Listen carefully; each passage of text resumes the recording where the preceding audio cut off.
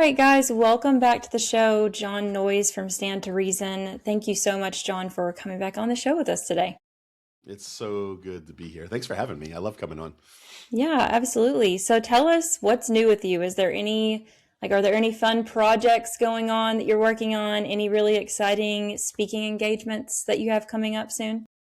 Yeah, thanks for asking that. I Yeah, have, well, we've been really busy at Stand the Reason with a ton of stuff. The thing that I'm probably most excited about is I just started a YouTube channel, and cool.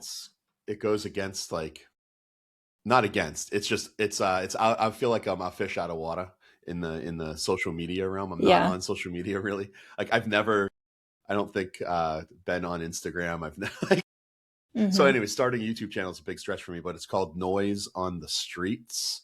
And my last Awesome. name is Noyes, spelled no yes, and it's on the streets. And what I'm doing is I'm just going out and kind of having conversations with people in everyday environments, whether it be on a college campus or out at Santa Monica Pier in Southern California, or I've been to a couple protests recently for like the No Kings protests and the women's march in Washington D.C. I'm definitely And going to I go watch just those. there's so much fun, like, and I have such a good time. And my goal, like, is not just to have the conversation on the street. Like that's just fun for me, to be honest. If I'm being honest with you, like Mm-hmm. I do that without the camera anyway.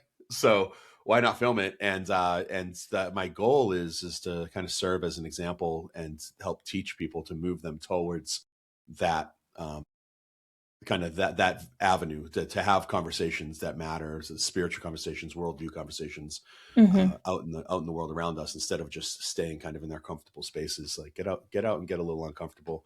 And then so what Yeah. I'll do is I'll go and I'll have a conversation with somebody, and then we'll post those like as shorts or whatever. But then I'll ultimately come back to my studio here and offer corrections and be like, hey, this is what I did. Notice this, or this is what I didn't do well, or I should have said this, or so then hopefully we're learning together how to do it. So it's Noise on the Streets. That's probably the thing I'm most excited outside, as far as professionally, I'm most excited Yeah. about. Yeah, that's Thanks for very asking. exciting. I mean, that's really what got me started doing this was watching Cliff Connectley and So Dr. good. Frank Turek and Ray Comfort, of course, classic. Have you ever heard of Great. Evangelism Explosion? I have. Yeah, Okay, absolutely. so I'm at a Calvary now, and they had that running when we like really soon after we got there, and that was one of the things I was praying for in the new church that we were looking for was a local evangelism team. And so we actually have our this is our last week of it out of 10 weeks, and it's been so much fun for me to go downtown and talk to people. And I know that probably sounds weird to some people listening because they would rather die than do that, but for me, I was like, I could do this every single day. And Yeah. also, on a serious note, I had my first time leading someone to the Lord in my life in 32 years. And most of that time, I have been at least claimed to be a Christian. And so I think a lot of Christians just, they don't get to see that because they're not doing it and they're afraid to do it. But it, Yeah. it really has been super helpful for me to take that class and get to go out and have real conversations and have to respond in real time.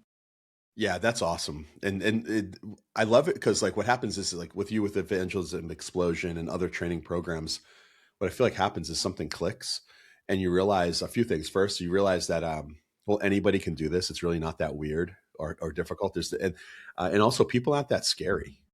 You Yeah. know, like we always have like the worst case scenario in our minds. Like, what if I say this and I look like a complete idiot? Or what if I make Jesus look stupid or something like this? Or what if they know so much, right? What if I talk to somebody? Because sometimes I feel like there's, oh man, this is like a really good idea. Maybe I should write on this or something. I feel like there's this like, not anti intellectualism running through the church. It's like a confidence in what we know. I feel like sometimes Hmm. we're afraid that people will like, they'll kind of know the gigs up. Like it's like the secret things that make us make the Christian worldview false. And those just don't exist. And Right. then when we get out and start talking to people, we realize, oh, people don't know nearly as much as I know, Yeah. not just as a Christian apologist, but as just a regular church attender. I mean, if you think about it, if you're a Christian from the time you're, say, a teenager to your adulthood, I mean, you've spent more time in church than hopefully anywhere else. Yeah. So, uh, you know, so you're prepared, or at least learning wise. I mean, at work and stuff like this, of course, you spent more time, Yeah. but I think what I've realized is that you can really bring the conversation back to a couple of different things, no matter what avenue people go. It seems like, I mean, people can throw out all kinds of different things at you, although most of the time, like you said, most of the time, it's the same similar responses. And then you just Yeah. get used to that and you can take that home and say, okay, how would I respond to this? But even when people throw wild things at you, you can very often bring it back to creation, where did we come from, or even just objective morality. I mean, those two Yeah. things alone, if you can learn to bring the conversation back to that, you can talk to almost anybody. Yeah. I Yeah. agree. Yeah. You Yeah. realize that there's only a handful of objections people really have. And I think that's actually, I mean, that's to be expected. We're all living in the same world. Like we all wrestle with the same stuff, and nothing's really changed, right? The Bible says that. I mean, nothing's changed. Yeah. Nothing new under Absolutely. the sun. Yeah. Well, I will definitely link that in the show notes for people to go check that out because Thanks. I'm going to be doing that. I'm excited to watch those and learn from it. I've learned so It's really much fun. from watching people on YouTube. So that's awesome. Well, and that kind of leads us into what I wanted to talk to today, because I know that when I had you on last year, it was last year, right? I don't know. Time is so I can't weird remember. right now, but I think it was last year. We talked a little bit about your background in doing those man on the street interviews, and especially when it comes to even just specifically the topic of abortion. And that's what we're going to talk about today, is the passage specifically out of Exodus 21. And this is a passage where, you know how it is. Someone will make a viral video like Monte, who I'll show you here in a second, and she has 2.5 million followers, and then it just spreads through the water. And then it becomes the talking point that is repeated by all of the pro aborts, it seems. And so I've heard it on several different videos online, this specific passage being used to justify abortion with the Bible. And I've heard it on Allie's Jubilee. I don't know if you had the chance to watch that. She did so Someone, good. yeah, she did amazing. And someone brought it up there. I heard it in a Lila Rose debate. And so I thought, we've got to have somebody on to talk about this. And, it is kind of a difficult passage to understand, maybe just for the average person that doesn't have a background or understand how to do word studies or look at the original language. But I'll just read this section really quickly. I'll play Monty's video and then I'll have you respond and we can just break it down from there. So it's Exodus 21:22 through 25. When men strive to, and this is the ESV version, when men strive together and hit a pregnant woman so that her children come out, but there is no harm, the one who hit her shall surely be fined, as the woman's husband shall impose on him, and he shall pay as the judge determines.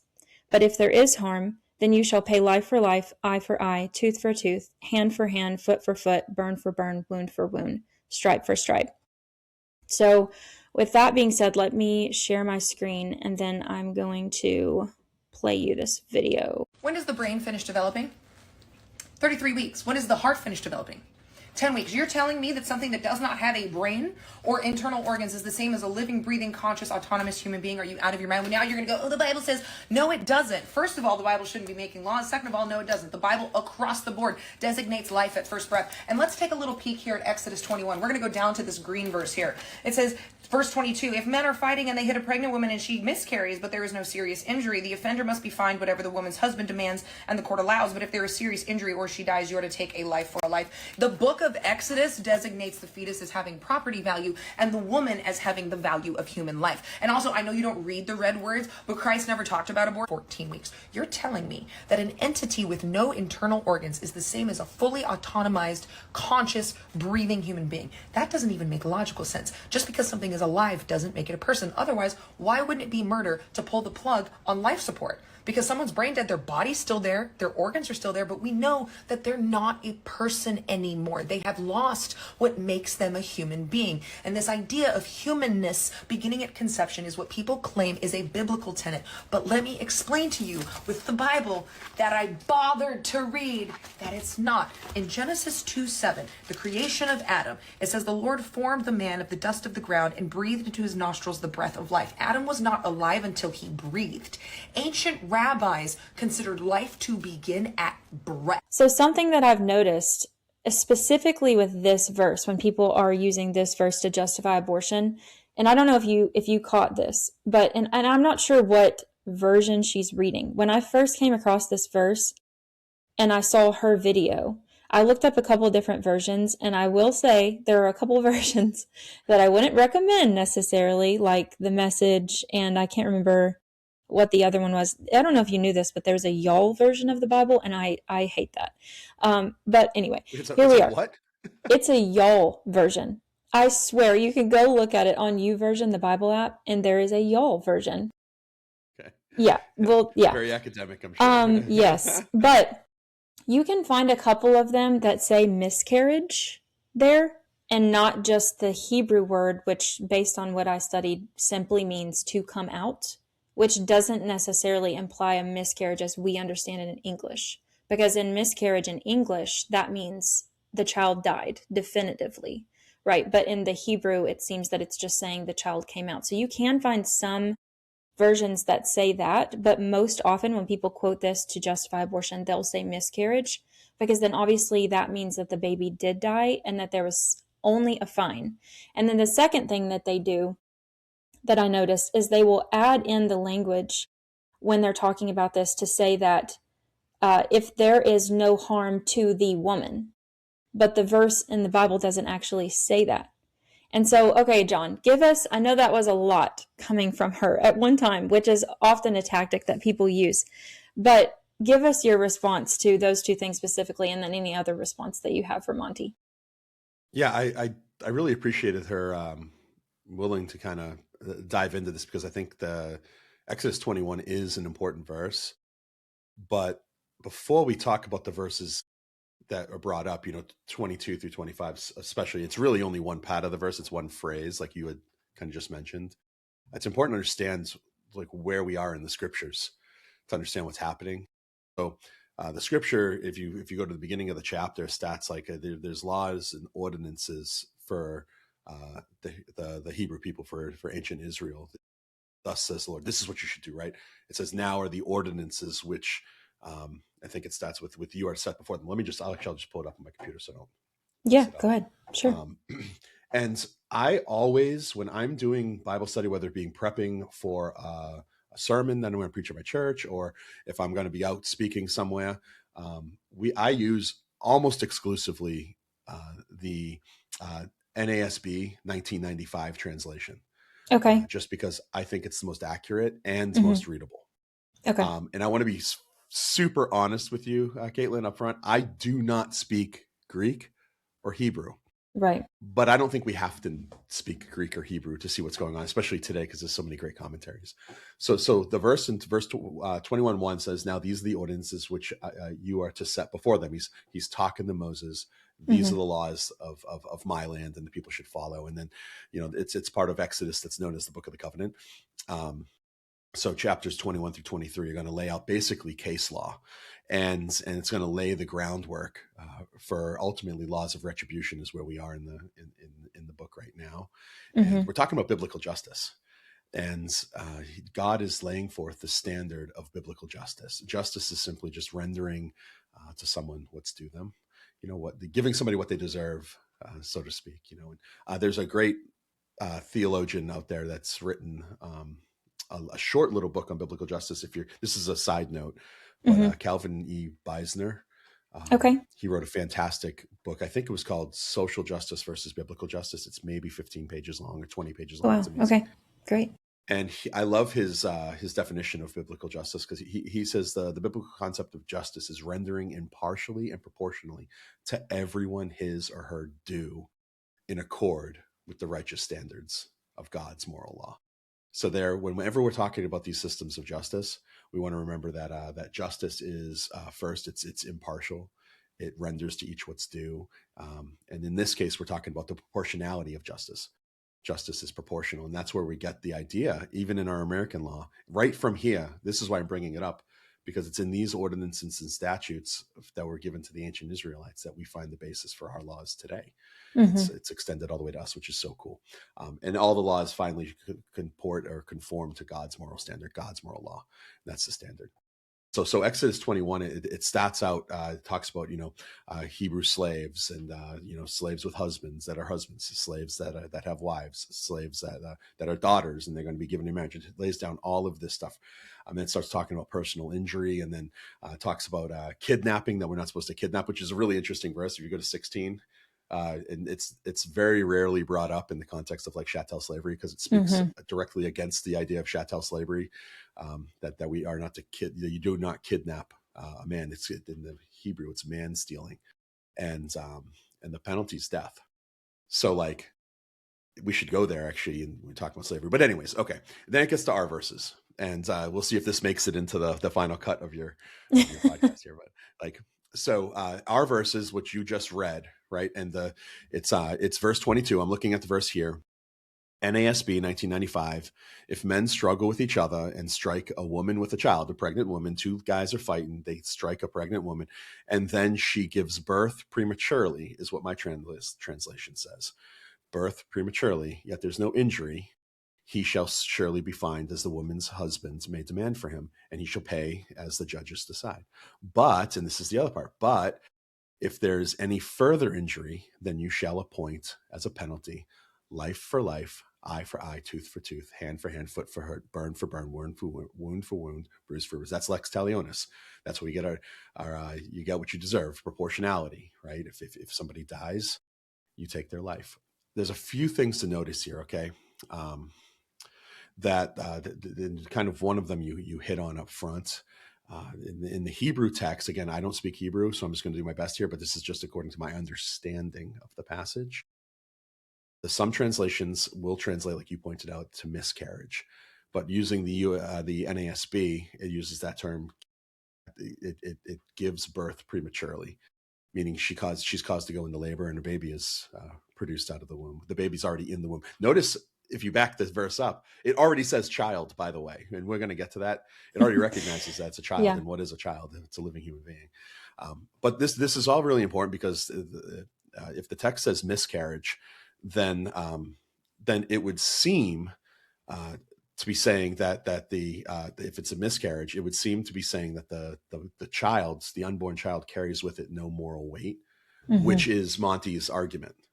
Which is what she's saying. She's saying that the Bible doesn't even consider the unborn, because there's a miscarriage and the penalty is just a fine.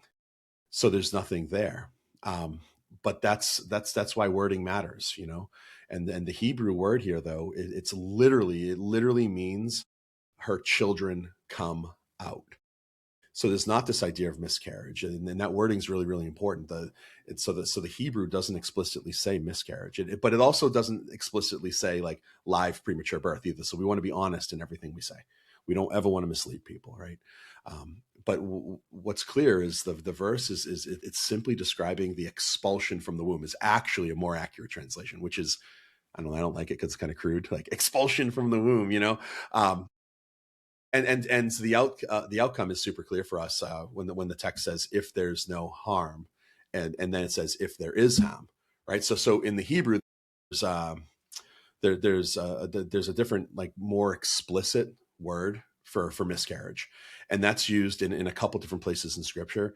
But Moses here in this passage intentionally doesn't use that word for miscarriage. Like, let's keep in mind, people of the ancient world, I don't think, I want to relativize it. I know people in the ancient world had a much firmer grasp on some of these health concepts that we don't have. They all knew what miscarriages were. It wasn't like this isn't a modern invention. They had a more intimate, if I can use that word, experiences with miscarriages, because they didn't have the technologies that we have that first help prevent miscarriages, but then also kind of tell what's going on and help prepare people for that. Like, so people knew what miscarriages were. They had a word to describe that. And that's not the word that Moses uses here. And I think that's really important. So this isn't up for interpretation. This is Moses intentionally left out that word. He's using a different word or different set of words here. So the text here is intentionally describing the premature birth of a child. Right. And then what it does is, after it describes that premature birth of a child, it then assigns penalties depending on whether further harm occurs. So here's the event. This is what we got. We've got two guys. They're getting into an argument. They stop fighting, right? And then all of a sudden, there's a pregnant woman. It seems like, for the context of the passage, it's the wife, possibly, of one of these two men, maybe. And the woman, either way, is struck. And so then she goes into early labor, and then she ultimately delivers a child. And now the question is that Monte's getting at here is what happens next, right? So now what we're going to talk about is no harm versus harm, and who's protected, and where's the penalty lie. So verse 22 says, if there is no harm, there's a fine. And then verse 23 says, well, if there is harm, and then it goes and lays forward that the principle of lex talionis, it applies, life for life, eye for eye, tooth for tooth, these things. But notice something here, and this is really interesting. This is where I think this verse that on the face seems difficult to understand gets really, really clear. Who does the word harm, sorry, I got an accent, harm, apply to? Who does the harm apply to? You know, because there's nothing in the text that restricts that word harm strictly to the mother and only, and there's nothing in the text that restricts that word harm to the unborn only. That baby that's about to be expelled, so to speak, right? So I think the most natural reading of this text, especially if you read the whole flow of the passage, that's why it's important. Context is king. Context matters. That's the reason we say never read a Bible verse, meaning read the whole section out, and you get the flow of this passage, and it becomes clear that the harm that's being talked about applies to it could be applied to either the mother or the child. It can be applied to both, not just one or the other. And that means, so this is where my logic goes, and I think this is really where our friend on TikTok gets it wrong, is if the baby's born prematurely, but the mother and the child are fine, you pay a fine, monetary penalty. If either the mother or the child is injured or killed, well, proportionality comes into play, and that's where biblical justice comes into it, and that penalty can go all the way up to life for either the mother or the baby, because that harm can be equated to both of them. You see, and now where the confusion comes in is, and this is why people lose track of this, is because of the Septuagint translation, like what you brought up at the very beginning. Some of your Bibles, when you look this up, you're going to clearly read miscarriage. And it's actually, I think there's a mistake when the authors of the translators of the Septuagint, right? So the Septuagint is one of the earliest, it's the earliest Greek manuscript that we have, translating the Hebrew from the Old Testament into common Greek for common Jews to read. It was translated in like the third and the second centuries before Christ, right? So it's ancient. And what happened is the Septuagint translates this passage in a way that I think what's happening is it's introducing a distinction between formed and unformed fetuses. And that distinction doesn't exist within the Hebrew thought. This is being introduced because I think I don't think, scholars think that the translators of this passage have been influenced by Greek philosophical categories, and they're overlaying that into the Hebrew text, and now that has made its way out into our translation. I am so glad you brought this up, because I was deep diving on this, and I came across an article about that, but it's the internet, so I never know what to trust or what to not trust. And it feels everything you read on the internet. I do. Shocker. But it feels a little scary too to question something like the Septuagint. It feels very authoritative. And then I just think it was the Lord in his providence that we have this used bookstore called McKay's. I don't know if that's a nationwide thing or not, but anyway, I was in there one day and I spent way too much time in there, and I came across this book. It looked like it was probably 30 years old, but it was about abortion. And the history of it throughout the Roman world, Greco-Roman world, and the early church, and Jews, and what they traditionally believed in it. And he was talking about how some of those philosophers like Aristotle and Plato and these people influenced all of that. And I thought that was so interesting. Yeah, it's super interesting, and it should be expected, actually. And this is why context matters. This is why going back to primary sources matter, and not just like in the Bible stuff, not just studying the Bible, New or Old Testament, but in any ancient history, any historical study, you want to go back to actual sources as best you can. So what we need to do for this is not just rely on the Septuagint. And one of the reasons why a lot of our translations have that word miscarriage is because they rely heavily on the Septuagint to go from Greek to English. So instead of going from Hebrew to English, it's going from Hebrew to Greek to English. And this isn't, by the way, it's totally fine. It's not a problem. This is the nature of translation, but as long as we know it, right? And as long as we can or we take due diligence to consult the Hebrew for meaning, so we come to it with the understanding that original authors wrote to original audiences with original purposes. And our job when we read the Bible or read any work of history isn't to come to it like, what do I think this passage means, or what should this passage mean? We want to ask the question, what did the original author, what was an authorial intent is what it's called. What did the original author mean to or intend to convey to his original audience? And in this instance, we're just seeing the kind of instead of just translation, there's interpretation happening, and I don't think the translators are necessarily meaning to. They're just at their own time in history where Aristotelian thought is kind of in the day, and there's this distinction between formed and unformed. So they're thinking of this passage through a developmental lens almost. Yeah. But that's not what an ancient Israelite would have thought. That's certainly not what Moses would have thought. How do we know that? Well, we have other passages in the Bible and we're going to get to that, So anyways, when people argue, like this woman, Monte, when she says, well, the Bible says it's only a fine, even if the baby dies, what's happening is that person's typically relying on not what was meant by the passage, but they're relying on an interpretive kind of move within the Septuagint. Yeah. And they're assuming that the child's death is the no harm scenario. Remember, right. We talked about how the harm can be applied to both.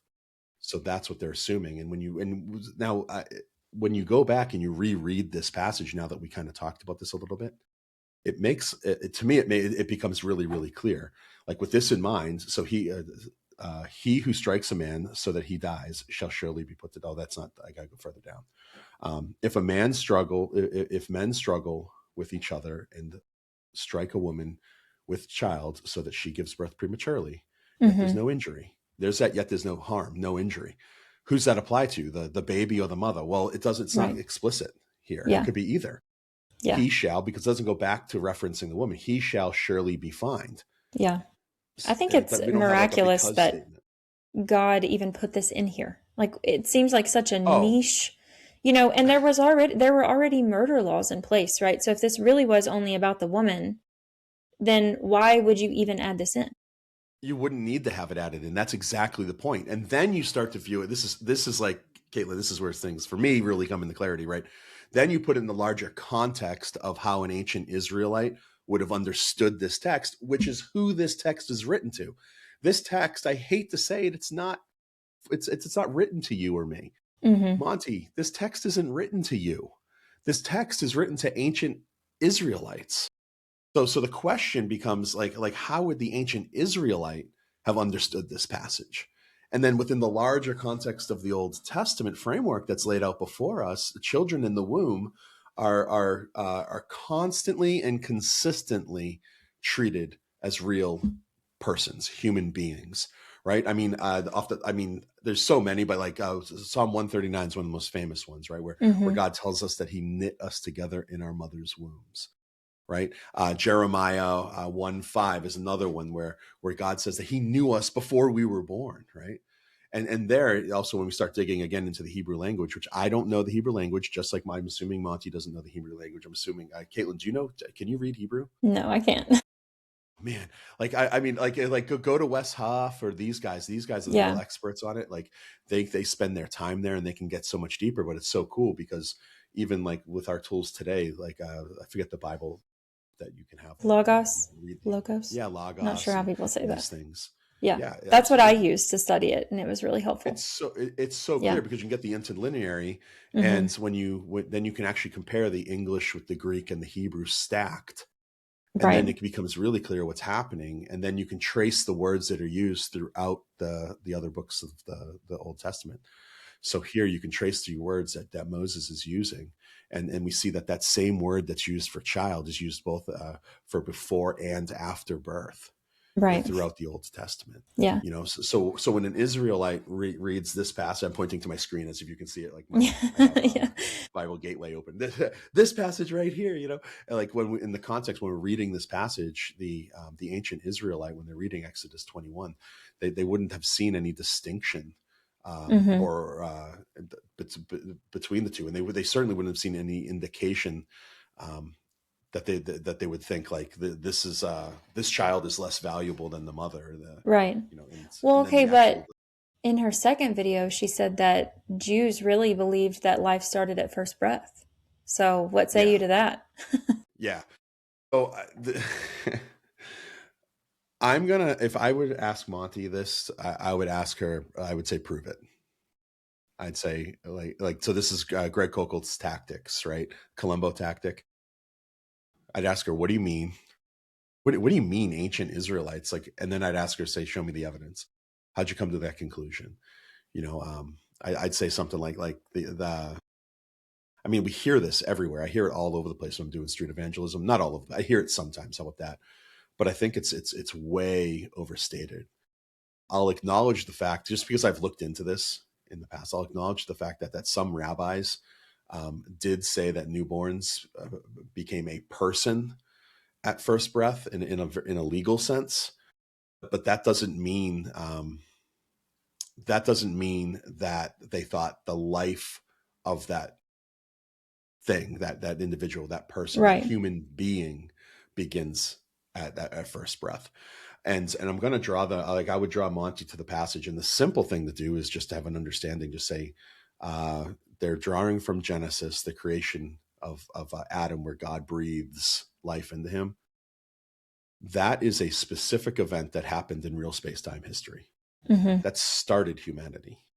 That is not prescriptive. So this difference between prescriptive and descriptive. That is not prescriptive of all life. That is a description. It's descriptive of an actual event that actually happened. Moses is telling us how first life was started within Adam. God fashioned him out of the Hmm. earth and then breathed life into him. And we know it's descriptive, not prescriptive, because you and me, are not fashioned from Adam's rib. Our fathers are not formed from the dust of the earth. There's nothing else that Right. is going on in that passage that is meant to be prescriptive. Which is So interesting this is, because in one of her other videos, I can't remember if I played this part, but she references, I think she referenced it incorrectly, but I'm not sure which one it is, where it says that something like formed you in the depths, and she says that that is referring to the earth, right? And so on the same hand, she's saying, well, as far as I know, we're not formed from the dirt, but then also referencing Genesis to say that, yeah, well, we were created by, God giving us breath, and that's what gives us human dignity and value. yeah. Again, she has to support her claims. I'm not going to do the heavy lifting for her, right? She has the burden of proof here. But it's good to have some of these like kind of responses in our minds, like in the back of our minds, so that when Mm-hmm. they do try to give you evidence, and the most important thing, to be honest with you, that I'm going to bring up when Monte says something like this, or somebody says this to you, that life starts at first breath, I'm going to rely on the teachings of Jesus. So like Jesus never affirms the idea that life starts at first breath ever, and then knowing as a first century Jew, Jesus's teachings were deeply rooted in the entirety of Hebrew Scripture, not just in one verse from the Mm-hmm. first book.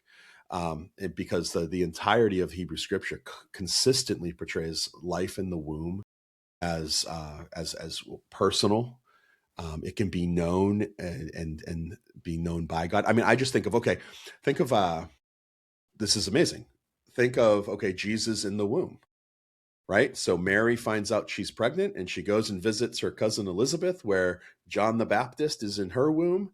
And nobody knows Mary's pregnant yet, by the way, right? She hasn't sent out her birth announcement. And, they haven't had a gender reveal. Yeah. It's like she's escaping her like context that she's in order to find relief and figure out what is going on with me. This is insane. She's just had visions of angel. I mean, not even a vision, an angel. She had a dream, but then an angel comes to her and says, you're pregnant with God's son. She's like, I'm out of here. I need to find some comfort. And she shows up, and then these two women come face to face. But then what happens in the womb?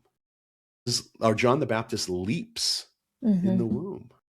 There's an indication there. There's a clear indication that those two, well, Jesus is a first trimester zygote, and John the Baptist is second trimester fetus.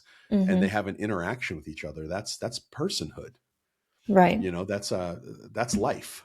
Yeah. And but John, so Jesus never mentions abortion explicitly. And doesn't he actually change the law when he says, well, you have heard it said, an eye for an eye or a tooth for tooth, but I say. So why, if this is so important, why does he not mention this specifically? Yeah. Well, good question. There are a lot of things. I'm playing devil's advocate right now. No, I know you are. I know you are. Yeah. Yeah. I thought you were more than this. I thought wait, are you a Christian? Yeah. No, because Jesus doesn't teach on a lot of stuff. He doesn't mention by specificity a ton of things. He doesn't speak of, he doesn't name all the false religions by name. It doesn't mean that we should go on believing those or all the false gods. He doesn't directly attest to the non-existence of Zeus. Does that mean we should somehow defend the existence of Zeus? No. Jesus didn't. His also main purpose wasn't to come and teach on pro-life apologetics and things like this. But what happens is when we do take the whole counsel of Scripture into mind, we see that Jesus he has a high view of humanity, but not only humanity, the least of these. Whatever you have done for the least of these, you have done also unto me. And we know without any doubt in our mind, at least we should know, that the least of these include the unborn, preborn human beings. How do we know they're human? Well, science and embryology tell us they're not dolphins, they're not whales, they're not squirrels or elephants. They're humans. How do we know it's alive? Well, that's the problem, right? That's why abortions exist, because it's growing. The human being inside of the mother is growing. It's metabolizing nutrients. If left to really where it belongs, to its own devices, it will develop into a first zygote and go through all the stages through 9 months of development in the womb, and then it'll continue outside the womb and growing into hopefully, Lord willing, old age. Yeah. Of course, it's alive. They have to continually move the goalpost. They can't really defend their position with logic. And so once you convince them, it's so interesting to have a conversation in person with someone that cannot call it a human being. And I was able to have a conversation like that at the Capitol. And I said, okay, you're calling it a zygote. What species is this zygote? And he could not bring himself to say it, because that once you admit it's a human being, that you have to then admit that you are killing a human being. So then they move the goalpost to personhood, which is so interesting coming from someone who doesn't believe in God. Because if you're, most of them, I'm assuming, are materialistic, secular, type of thing. And so, well, how do you even define personhood then at all? And then, it's continuously moving in a different direction. To excuse or condone the mistreatment and worse, killing of human beings for all time. This is exactly the argument that was used to support slavery. They're not people. They're not people. People, though they might be human, but it's certainly not a person. It's less of a person. Personhood doesn't come in degrees, right? That's not how it works. All people are persons. All human beings possess personhood, and it's not like, and you don't gain your value as a person by anything you do or how you look. And this is exactly what the pro-abortion industry, the pro-choice advocates, whether they know it or not. I tend to give people the benefit of the doubt, and I have compassion, a great deal of compassion for people, because I used to be pro-abortion.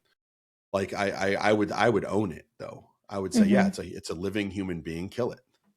If you want to kill it, kill it. I would have been with Peter Singer, and one of the leading ethicists today, and I would have argued for the fact that you have till 2. If you don't like your kid up until the age of 2, get rid of it. It's okay. It's not a person. But that's Which a legal term. they think that's really absurd when you bring that up to them to take their reasoning and play it out to its logical conclusion.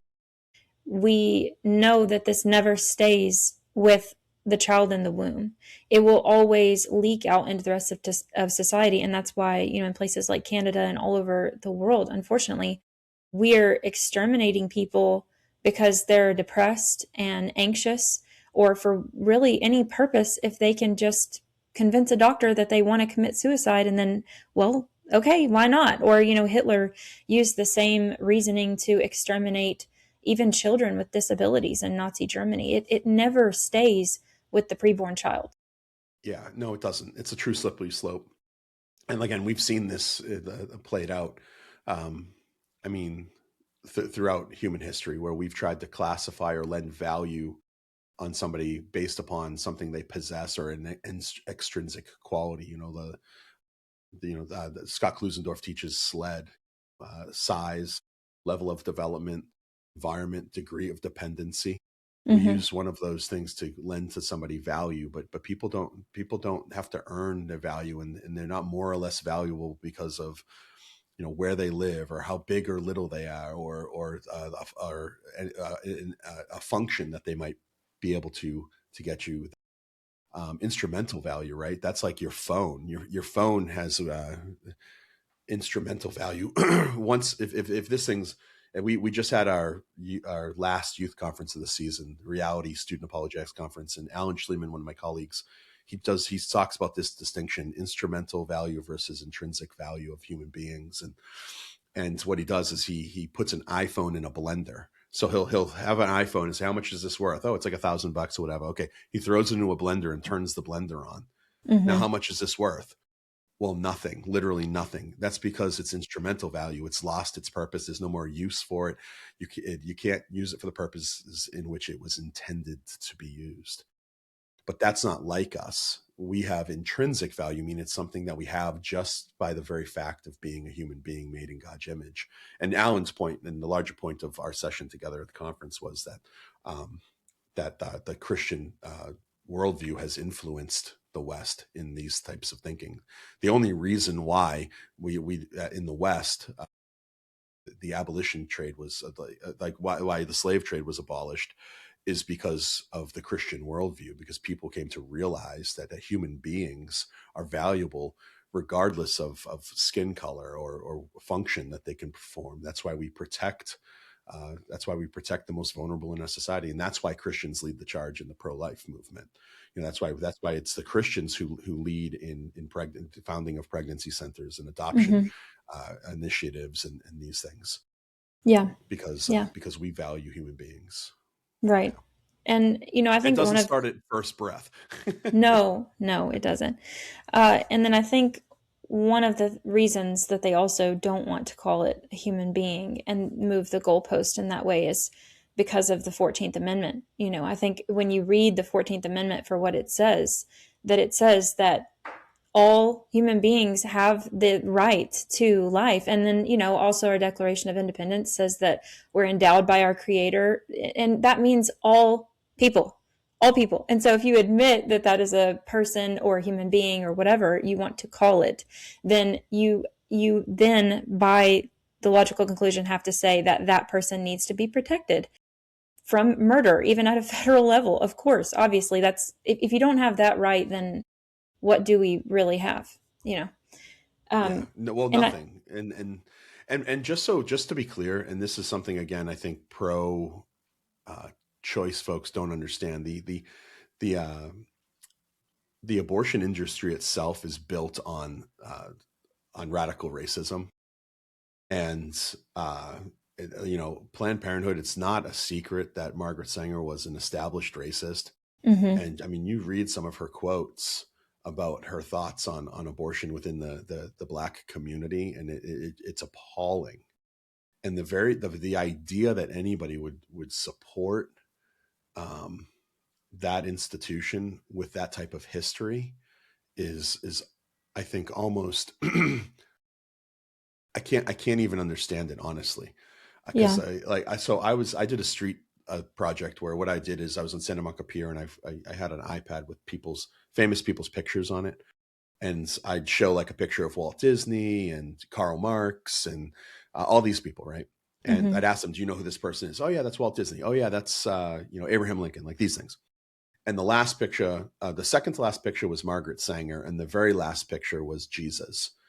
Almost everybody knew who Jesus was. And that was my point, is that he's the most influential person who ever lived. Every single person knows who Jesus is when you Yeah. see a picture of him, especially, whatever. It was a painting, a European painting, white, European Jesus, but whatever, regardless. We know that's not what he really looked like, but Right. everybody knew what the picture was. Mm-hmm. One person knew Margaret Sanger. It was really interesting. I was talking to her, and she was a former Planned Parenthood, an older lady. She was a former Planned Parenthood area director person, multiple Planned Parenthoods under her supervision. And she told me, I said, well, which one of these people, I showed 10 pictures or whatever, 8 pictures, which one of these people is probably the most important person in history? She actually said Margaret Sanger, because of the rights that she's brought women. And then we started talking, and she denied the history that we have on audio recordings. I've heard of her, maligning Black people, stating flat out that the purpose of abortion is eugenics, to try to rid the world of these of an entire population, of a race of people. Yeah. And even so, just not even 100 years removed from her, we still follow her her teachings. We still support her institutions. It's insane to me. But anyways, that's a side note. Yeah. No, it's a good one. Yeah. I have a hard time understanding how you can read history and learn history and not become a Christian, or, also just realize that, we've talked about this on the show last time, that both parties have their problems, but one is definitively and significantly more maligned with biblical principles and truth with their policies. And it's just hard for me to understand, especially as Black people, also how you could support that party. And that's just, I think a lot of it comes down to really not knowing actual history. And they're, of course, lied to in a lot of ways about that as well. But I would just encourage you, if you're listening to this, to really look up what he said and look up who Margaret Sanger was and who she hung around with, because some of them were Nazis, and what her stated intentions were. When someone tells you who they are, believe them, But I did look up where the majority of Planned Parenthoods are. What is the predominant color of the neighborhood? And then think to yourself, why do we think that they're there? Mm-hmm. Is it really because we're trying to help an impoverished community? We're trying to lift them up. We're giving them a hand up. We're trying to see them thrive and succeed. Or is there something else going on? Because we don't help people by killing their children. That's not how you help people. Yeah. And I'm not saying, I don't align myself with any political party, honestly. I'm not saying anybody has it really figured out, but who did figure it out is Jesus. And Jesus tells us that we have compassion on the poor. It's Jesus who called out to the leper, restoring them not just to health, but to community. Mm-hmm. It's Jesus who moved into the hard places, not with an agenda, but with true compassion and love, and allowed his heart to be broken for the cause of people, for humanity. Why? Because people are special, made in the image of God. And regardless of race, color, or creed, and when we own that as Christians, it's crazy what the Christian worldview can do to a culture and society. It can completely transform it for the better. Even if you're not a Christian, life gets better when your culture around you is distinctly, authentically Christian. I've said it so many times. I've quoted Richard Dawkins so many times that he said he was a cultural Christian. Yeah. I'm like, look, crazy, please. It is crazy. We'll pray for him. Maybe that will be his path to conversion. Man, oh But my that is goodness. a good segue for the final little segment. Quickly, I just want to get your thoughts on the equal protection conversation. If anybody listening to this is my audience, they know this conversation because over the last couple of months I've been wrestling with this, and I've been getting more involved in on the ground action in how to actually end abortion. And so for anyone that may not know, I'll just give a brief intro, and I just want to get your thoughts, and then also encouragement for maybe both sides. What can we do to move forward? How can we have these hard conversations? So if you are listening and you don't know, equal protections, that is a bill that's been introduced across the United States by abolitionist groups, or maybe they don't claim the name abolitionist because, let's be honest, sometimes they make it difficult to do that in their conduct. But they have been introducing these bills, and basically all it says is that murdering anyone should be illegal for everyone. And the pro-life establishment, when they wrote these trigger laws that went into effect after Roe v. Wade, they explicitly carved out exceptions for women. And I looked this up in my own state. It is true. Look it up in your state if you have some kind of abortion ban. Read the law yourself. In the state of Tennessee, it says that it's illegal except for a woman. She will not be held criminally responsible. And this honestly blew my mind, because just speaking from biblical principles, which is what I always try to do on this show, is not what's my opinion, what do I think will work, what does God say about this? Because that is, if he is good, he is love, he is also just, then what he says is going to lead to the betterment of our society. And so, when I read that, I was kind of in shock. And I just thought, how did we get here? And so I started listening to, both sides and what they were saying. And, as far as I'm understanding it, I never want to misrepresent someone. I have a very good friend that is on the more of the pro-life side of this issue that works with pregnancy centers. And we had a conversation. We sat down. I said, please help me understand your point of view.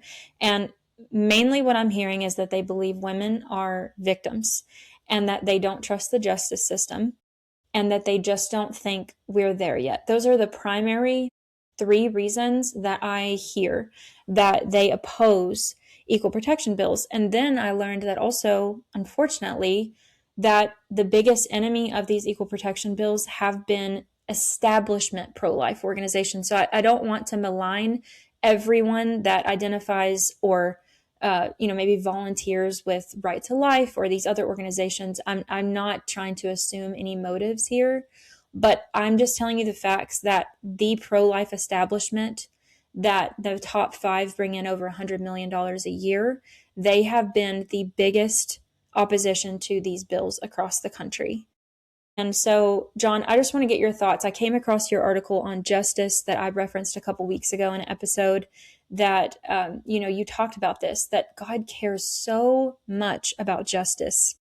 We can see it in the Old Testament time and time again, that Israel falls away. They have idols, but then in Isaiah and Amos both, it talks about it's not just idolatry. It's also that they were, not having justice for the fatherless and the widow. You see that theme repeated over and over and over again.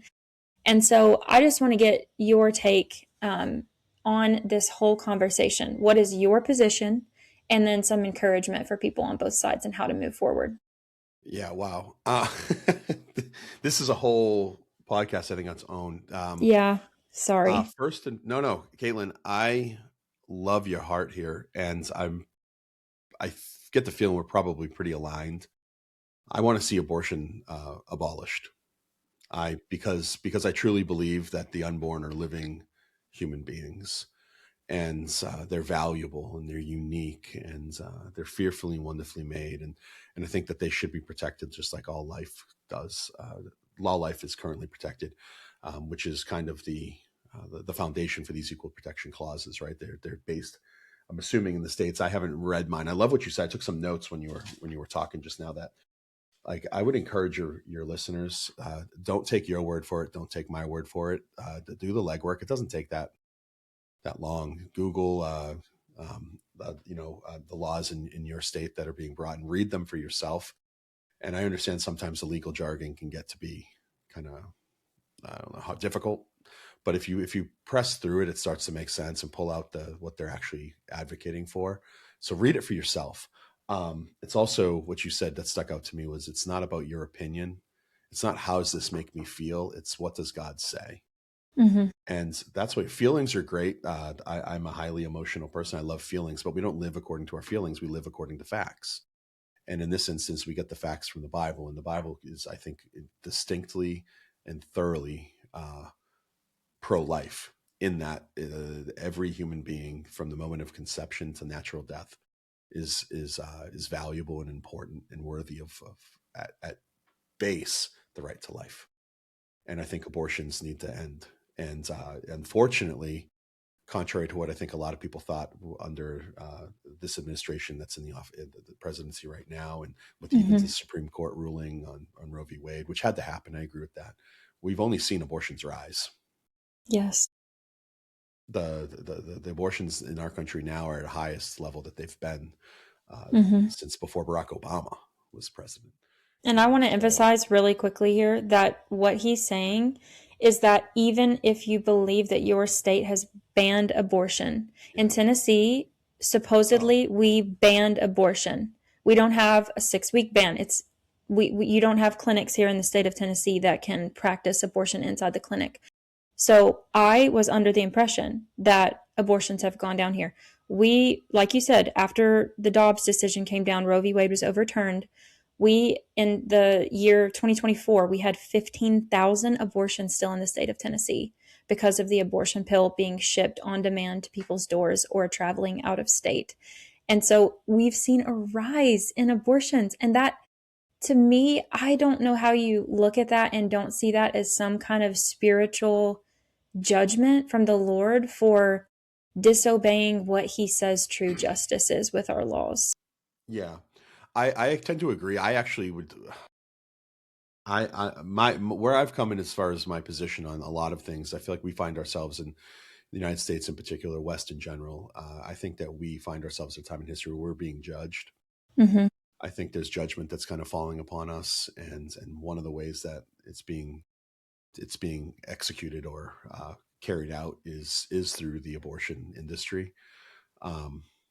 But like, so I'm thoroughly pro-life, and I lean towards, I don't just lean, I want abortion to be abolished. I'm not a huge fan of incremental laws. Mm-hmm. I have really good friends who are in the pro-life establishment, and you want to know something? They absolutely love unborn babies. And they've done, some of them more than anybody else I've ever seen, to defend them, to adopt them, to assure they can save as many unborn babies as they can.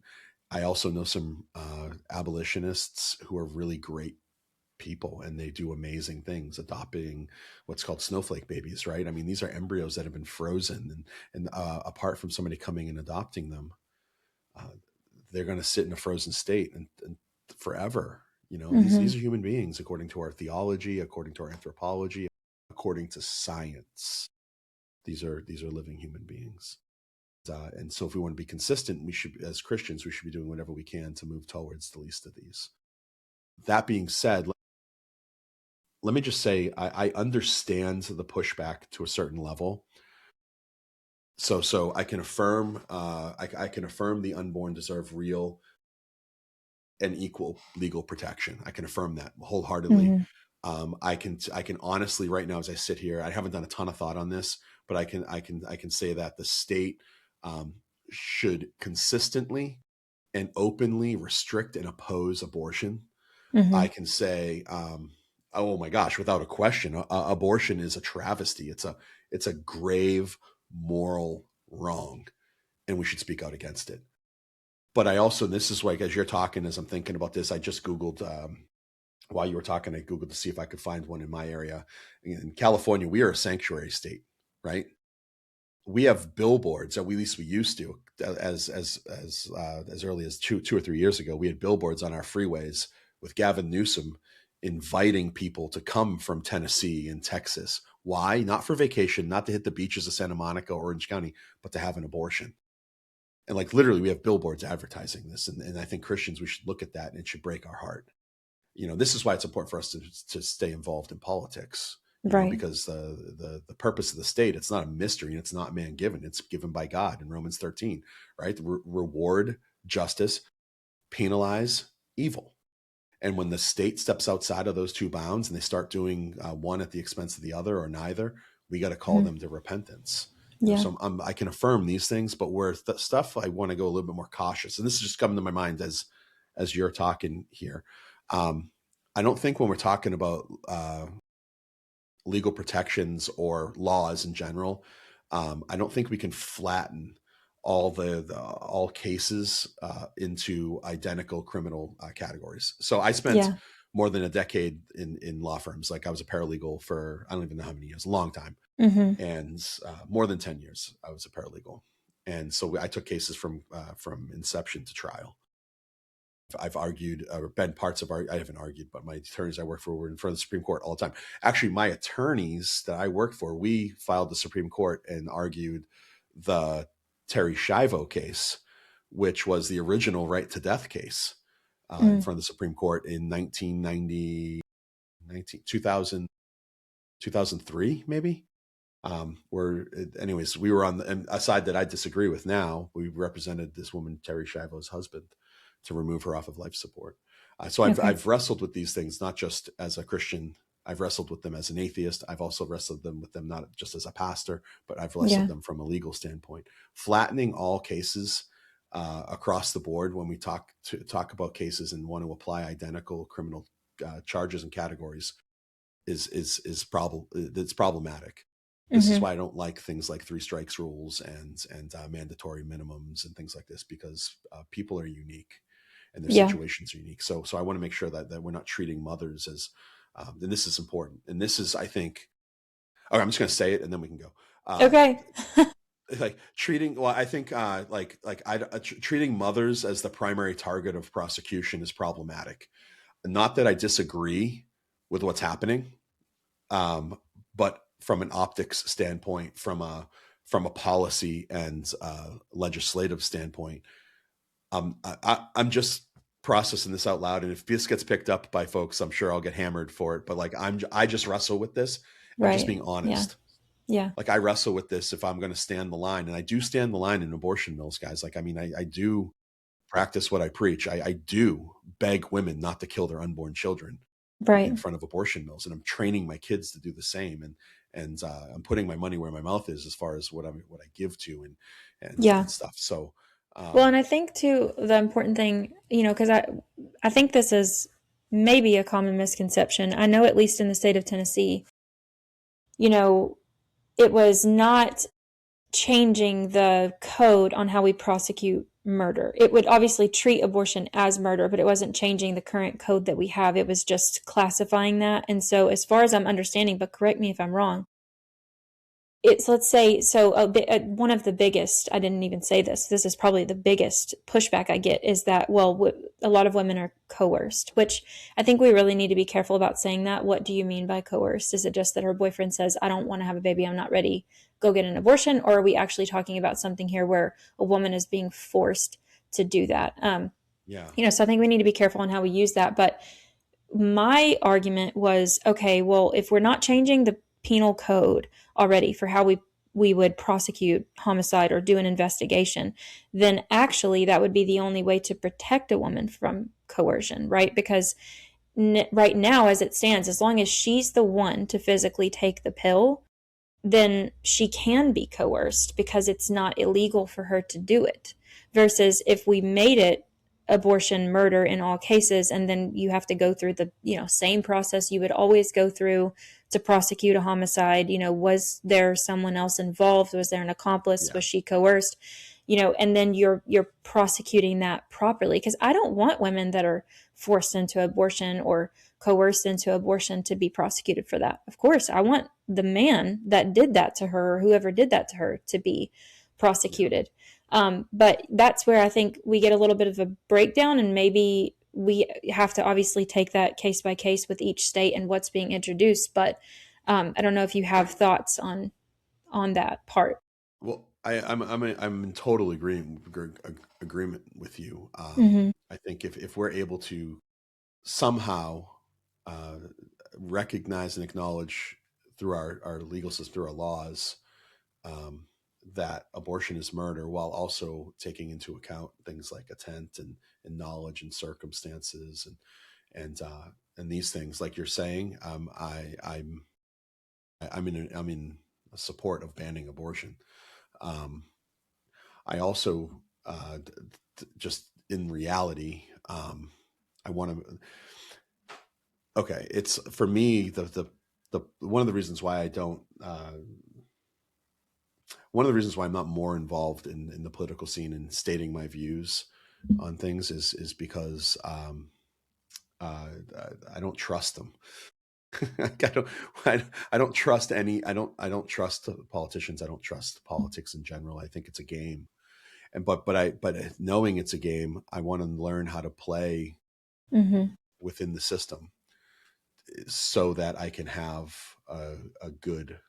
Uh, when I say good, I mean like I want to represent Christ in all that I do. So part of playing the game is asking ourselves when we come up with laws and we bring them to the state capitals as Christians, like we want to think through: is there going to be backlash? Are we hardening people in opposition by the language that we use? I mean, anybody who's done any amount of sidewalk counseling or street preaching knows that Hmm. you can use certain language that's going to be you can use certain language that's true, that's not going to be received, and you can use certain language that's true and will be received, Hmm. and they can be done. The language can be different. I don't know Yeah. if it's making sense. Like No, I how you approach understand. things Yeah. matters. Yeah. Knowing how You to know, respond and to each person like I don't and want. Yeah, like I don't want it to yeah. so my heart is for the unborn truly, but it's also for the women and the men that are involved and impacted by this. So I care deeply for these people, and I want to make sure that in my pro life, as I pursue my pro life ethic out in the real world, seek to live it out. I would hate for somebody. I would hate for that to become a punitive position ultimately, as opposed to a protective position. Like the reason why I'm pro life is because I want to protect people.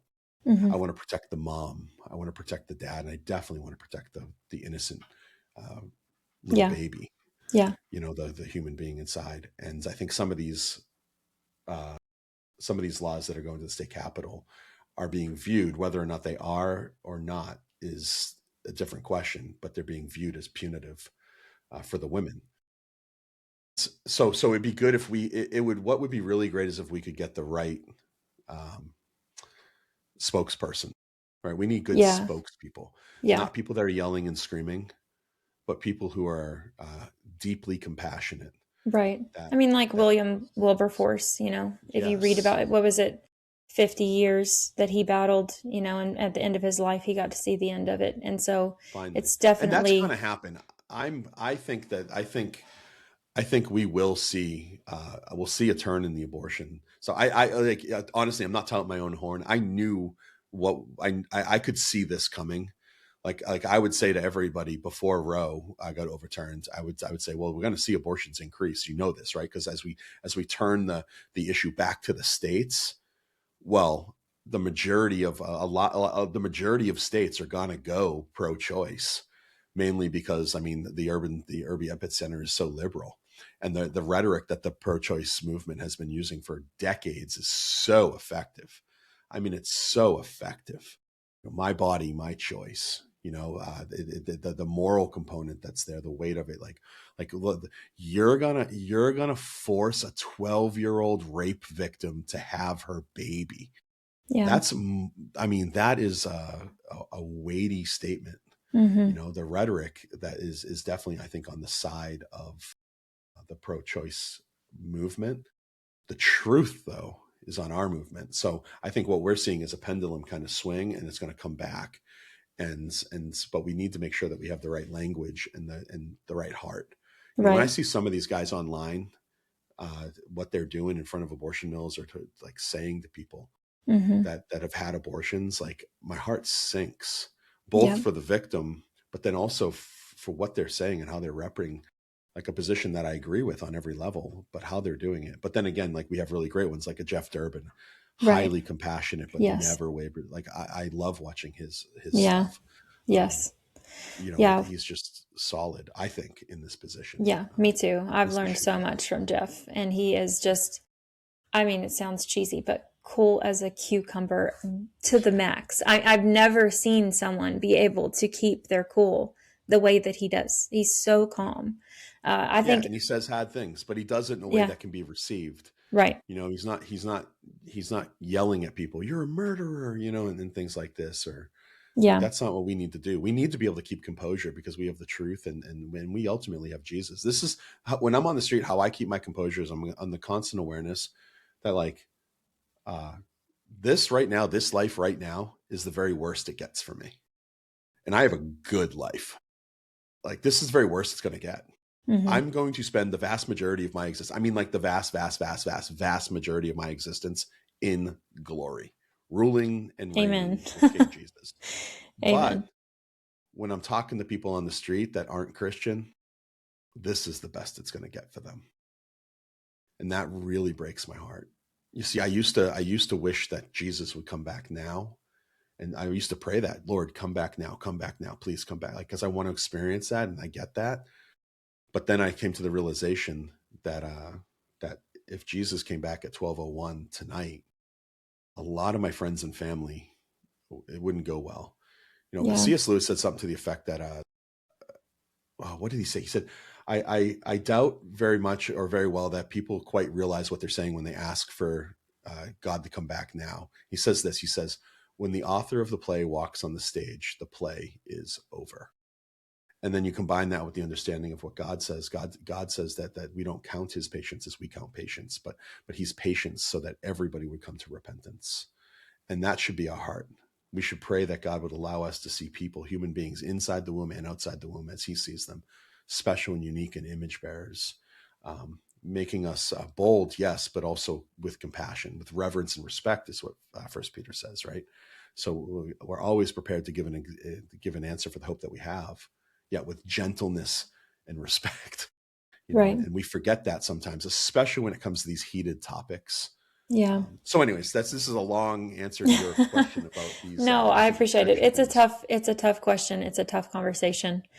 We can just pray that somehow we can come back to a place where we're working together and that We we need really to be can consistent see. with the Bible. Like we need to Hmm. be consistent with the Bible. And if we truly believe, I'm there with you. I am. Like if we truly believe abortion is murder, we should be consistent. Right. And Yeah. and we should be speaking that and seeking to legislate that. That's my opinion. Yes. Look, you could just edit everything out and just say that, and then we're done. Okay. Okay. Um, okay. Well, thank you again, John, for spending so much time with me and getting into these difficult topics. Someday I'm going to have you on and I'm just going to pick the easiest thing I can imagine for us to talk about. The But fun ones. yeah, yeah. Is there anything, just in closing, is there anything that you are learning right now that is new to you and you're really excited about or that you're studying?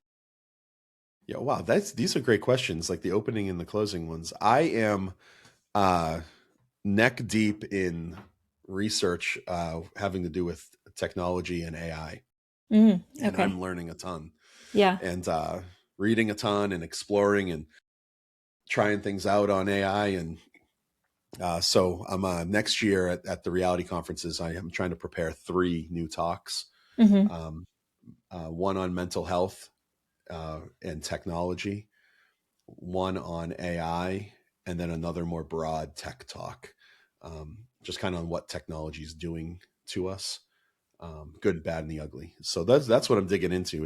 And I'm having fun with it. Other than that, I'm just like, I love being a dad and a husband, and um, trying to experience life like everybody else. Yeah, absolutely. All right. Well, thank you again. This was so much fun, and I'm sure that we will have you back on the show someday.